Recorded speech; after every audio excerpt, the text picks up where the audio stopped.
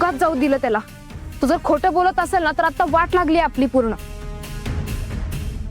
पराग, एक काम कर, तू दार वाजून बघ.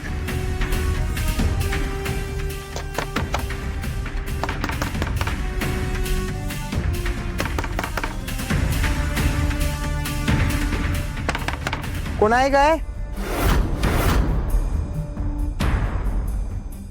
कोण दरवाजा उघडत नाही सावी. त्या माणसानं फसवलंय आपल्याला.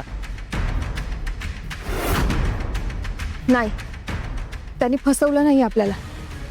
जर आतमध्ये कुणी नसतं तर बाहेरून दाराला कडी असती. कडी नाहीये याला, म्हणजे याचा अर्थ नक्कीच आतमध्ये कुणीतरी आहे.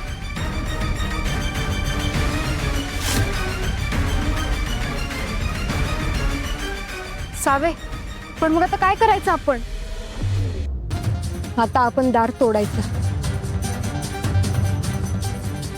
आता काय वाटेल ते झालं तरी त्या गाडीवाल्या अजयला फरफटत धैर्यांसमोर घेऊन जायचं. मी 3 पर्यंत आकडे मोजत आणि मग त्यानंतर आपण या दारावर धावून जायचं. रेडी? परागी.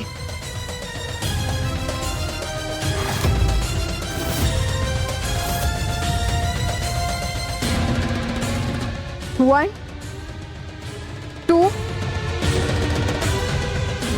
3.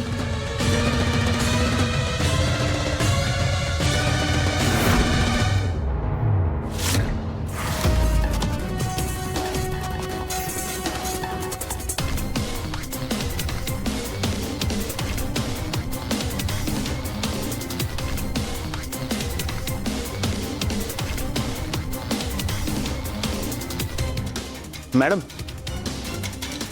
रीना आणि पराग इथंही नाहीयेत. आता कुठं शोधायचं त्यांना? ते दोघे इथे नसणार हे मला आधीच माहित होतं. मी फक्त खात्री करून घ्यायला आले. म्हणजे? सावी, रीना, पराग हे तिघं मिळून ना माझ्या विरोधात काहीतरी कटकारस्थान रस्त्यात, एवढं नक्की. पराग आणि ती रीना सारखे सारखे घरी यायला लागले ना, खरं तर तेव्हाच मला संशय यायला हवा होता. पण ते जाऊ दे. पण नाना, मला आठवतंय धैर्य एकदा सावीला घेऊन या स्टुडिओत परत आला होता. त्यामुळे ना इथला कोपरा शोधून काढा. माझ्या विरोधात एवढं मोठं कारस्थान रचते ना ती कार्टी. इथे काहीतरी पुरावे नक्कीच असणार. एकदा काही सावी वेडेपणाचं नाटक करते याचा एक जरी पुरावा सापडला ना, मग बघाच, तिने धैर्याला माझ्या विरोधात काहीतरी सांगायच्या आधी ती कशी खोटी वागते ना, हे मी धैर्याला सांगेन. आईचा एवढा मोठा विश्वासघात केलाय म्हटल्यावर धैर्य स्वतःच तिला हकलून देईल घरात. त्यामुळे वेळ नका वाया घालू. शोधा पटापट. हो मॅडम.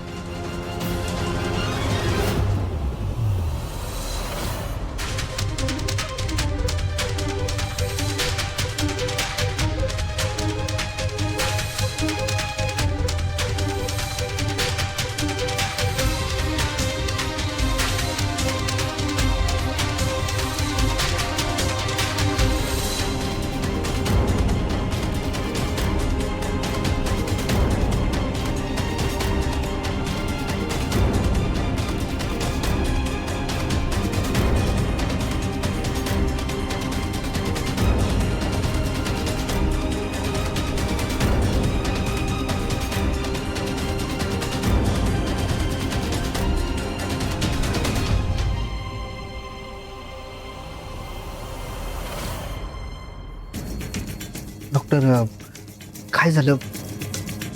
सावी ठीक आहे ना? तुमची ट्रीटमेंट झाली का? नाही, अजून थोडा वेळ लागेल. निदान अर्धा पाऊण तास तरी. का? म्हणजे सगळं व्यवस्थित आहे ना? सावी बरी आहे ना? काही प्रॉब्लेम नाही ना झाला? नाही, काय प्रॉब्लेम नाही आहे, पण थोडा वेळ लागेल. काही ट्रीटमेंटना थोडा वेळ लागतो, पण सावी मॅम चांगला रिस्पॉन्स देत आहे. त्यामुळे काही काळजी करायचं कारण नाही. ठीक आहे. Thank you doctor. मी आहे इथंच.